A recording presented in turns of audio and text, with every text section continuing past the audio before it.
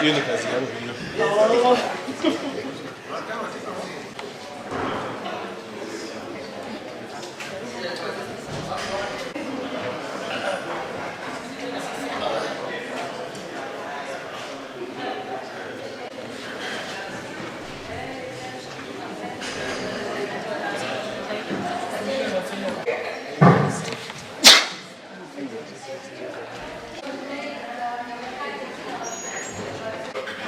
So this is the official bill, original bill from federal landscape. Thank you so much.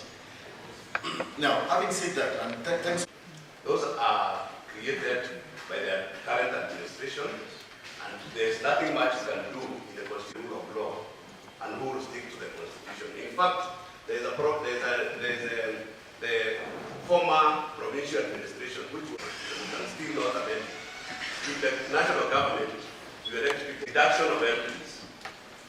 What is the value? Because MPs, we have asked this question in several county assemblies across the country. Because the number of MPs you have per county, here you have Jammu, they have governors are also representatives, senators are representatives. So this country, we are actually a representation that does not implement development projects. The example that would make us assembly, the Nairobi County. The Nairobi County is home to about 5 million people. But it is only gets a share of 14 billion shillings every year. 2 billion shillings to an institution that does not engage in development projects. That is wrong. Because the highest public servant will not be paid more than 50 times the lowest institution of CSS, and most other highly paid salaries of the lowest paid to be not less than 50 times 100. The other issue that we have also used to tackle, the national wage bill, is the book. Then we take away 35 shillings. You have to readjust your way of spending.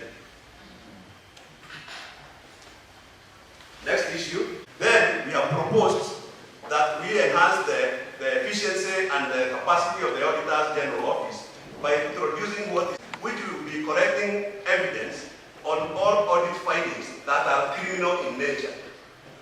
And then we have those reports be submitted to the DCI, DPP, within 5 days.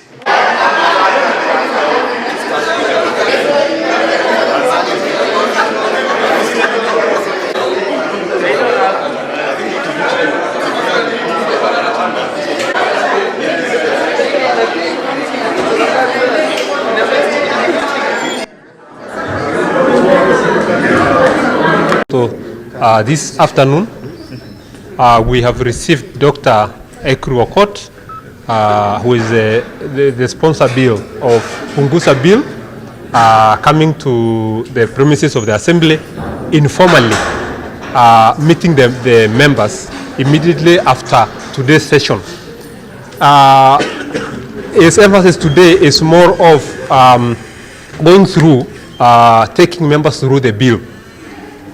In a Kamkunji form of our meeting that we have actually even invited members of public and members of staff of this assembly. So we are very much happy for the move he has taken, and I would like to assure Laikipians that it's our work to make bills. Now we have received this one.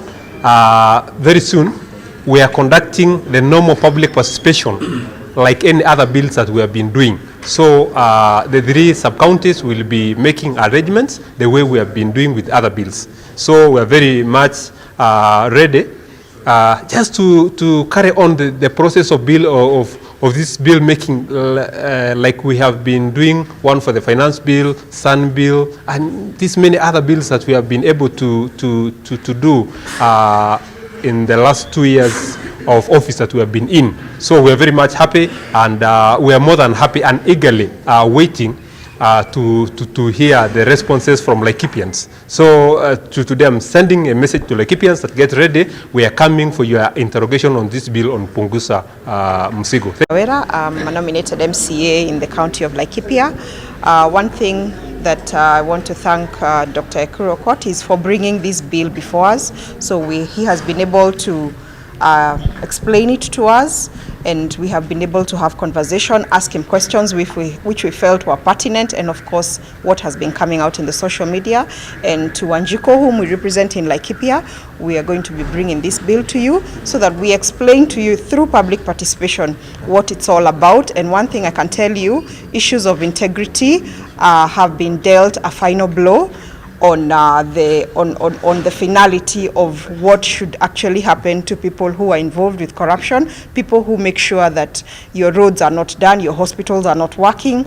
We are going to be bringing this through public participation, and we are asking you to come out in large numbers and listen to this, because you're the people who will form a decision when the Constitution is brought before you. Deputy Speaker said, this was not a formal debate of the bill. I want to emphasize this because already there is propaganda going around that after our visit from Nyeri that the bill was rejected. That's a lie. There was no formal tabling of the bill.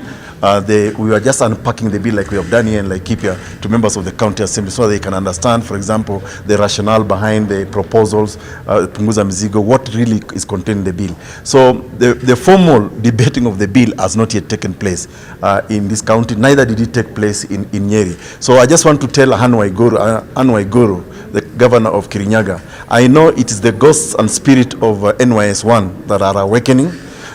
This is why you are scared of putting propaganda out there in social media that the bill has been rejected. It has not been. I know you are saying this because this bill is proposing to strengthen integrity and address integrity of people in the public service, state officers with questionable characters.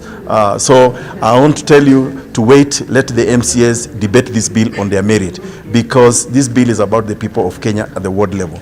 I also want to send another message to some politicians who we have understood it from this morning are now on a process of intimidating MCAs, telling MCAs not to perform their constitutional duties. We understand that members of County Assembly of Siaya are being threatened, that tomorrow there is an informal session that has been called with a view to perpetrating the idea that the bill has been rejected or must be rejected.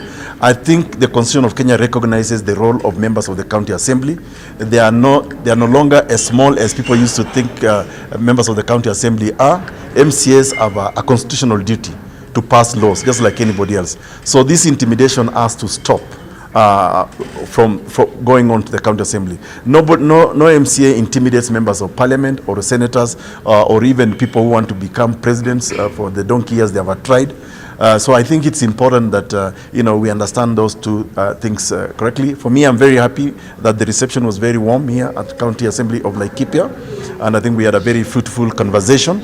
Hopefully, they will now embark on public participation and then maybe table the bill formally for debate before approval. But I think this propaganda, these lies perpetrated by people like Waiguru with questionable characters in leadership, I think needs to stop. You don't need to lie. You are not in the County Assembly of Nyeri. I was there myself. The bill was an informal discussion. And therefore to go to social media to say that the bill has been rejected is a total lie. And I think for me, it just speaks to the lack of integrity in the leadership in our country. Someone like Carl with resources ought to have even just verified basic information or even called the speaker. How can a non-member of the County Assembly go to the County Assembly to participate in a formal process? I'm not a member of County Assembly. I'm not a member of the County Assembly of Nyeri. So there is no way I could have sat in a formal session of the County Assembly of Nyeri. Even here, I've sat here because it's just a speaker's kamukunji. It's an informal. So to lie that the bill has been debated and rejected is a total lie. And I think this cheapness needs to stop in this country. So I want to call on nation media. We know that you've been against this Punguza Mzigo bill right from your stations, from whatever you do. You've written a lie that the bill has been rejected. Again, this Githeri media, Githeri journalists need to stop in this country. It's part of the Mzigo that Kenya is now confronting. And I think nation media has been so notorious, been so personal. I don't know what their problem is. They don't even exercise professional journalism, which entitles, for example, people like us who are promoters of this bill to have the right of reply. They invite people who come and tell lies about our bill. But I do not have the audacity, even the professional courtesy, to just ask, what is your position, what is your reply to what has been said about this bill?